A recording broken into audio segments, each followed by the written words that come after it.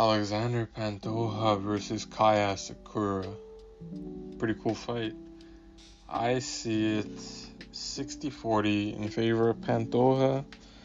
Now, some of you guys may be Asakura fans. Let me just explain myself and give you the breakdown, okay? So Pantoja, he's explosive striking, hands up, good defense, interesting combinations. He needs to be careful when he's rushing in wildly, just throwing combinations, because Kai, he's quick and he could capitalize on that. But back to Pantoja, he manages distance very well, and he's got strong leg kicks. He's very well rounded, and he can wrestle. Big one there. And he's got good fight IQ, and he spots weaknesses in his opponents, and he's very vicious.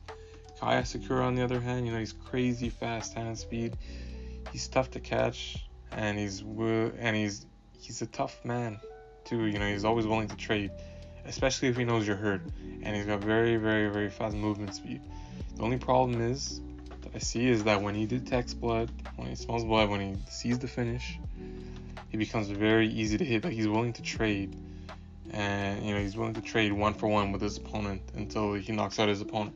It's a good strategy. Because it's not good, but it's entertaining, and it's smart because he knows he's gonna knock him out because he's not hurt. But anyways, he's got decent takedown defense. He's explosive, and he picks you apart. He makes you miss sometimes, then he explodes with his own barrage, and then he's always putting a pace on you. He's always applying pressure. He's going forward, and he's even at a distance. He maintains his distance even while moving forward, and he does it in a way where he creeps up on you, and he's very dangerous with that. So I see the fight going to decision because both men are just too high. They're just too high level. It'll be jam packed, okay? So it'll be like bursts of like good flurries, lots of nice moments in the fight. It'll be entertaining for sure. I don't see it as being boring at all. I don't think Kai Asakura doesn't have boring fights, and Alexander, he's got that dog in him, so I don't see this being, I just see this being a very entertaining fight. So the winner will depend on who can implement whose strategy more. That's how I see it going down. But if Alexander manages to take down Asakura, and then Asakura can have a hard time on his back, and he'll lose based off of not having any control time and just holding the bottom position. But if Pantoja cannot take him down, it could prove to be a slugfest, and it will favor, depending on how Alexander adjusts, though, it will favor slightly Asakura because he's quick and he's agile, and he's got very dangerous striking. But Asakura will have trouble fighting when he's being rushed himself and met with a relentless barrage from Pantoja, which Alexander does do, because he does burst out, and if he does it properly and if he times it, if he mixes up his combinations and chooses the right combinations and does it often enough, I just see him securing that win, even if it's standing up. So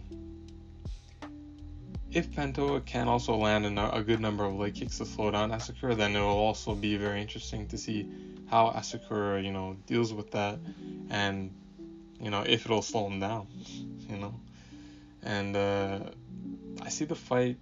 The fight can go to the ground out of necessity for Alexander to win, right? Like, that's one of his keys to victory here.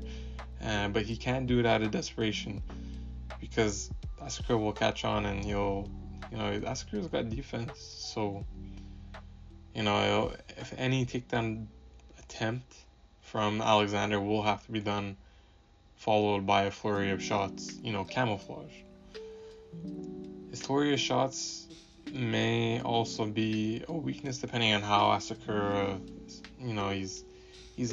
depending on how Asakura gets the read off of him, because Asakura is very swift, and he is known to get out of range and hit you with a counter shot or a retaliation shot. So if Asakura does get his timing down, get Alexander's timing down, and quickly move out of dodge and then hit him with a counter, it could, Alexander could be in trouble because that explosive movement from from Alexander can be telegraphed, especially the more fatigued he gets. So there's that. And also, if Asakura does hurt Pantoja, Alexander, he's got some fight in him. So Asakura could be a victim to his own pride, where like I mentioned previously, he goes in for the trade, 1-for-1 for his opponent when he smells that they're hurt. But playing this game with Alexander could be a very, very, very grave mistake, because Alexander's strong, and in this event, it could even turn the tide of the fight. It could really settle Asakura down if he does that. So it's a very close fight, guys. Asakura at the end of the day has never really faced anyone on Alexander's caliber, and Alexander has faced several strong UFC fighters. Like, he's vetted, okay? So that's why I think it's going to be a close call, but it depends on quite a few factors on the game plan of each man. But that's why I'm giving it in favor of Alexander right here. It's 60-40 for Alexander. It'll be close, but Alexander's got this in the bag, because I'm giving the edge to him because he's fought way more vetted fighters, and there's just more paths to the victory for him. So let me know who you guys have winning. Have a great day.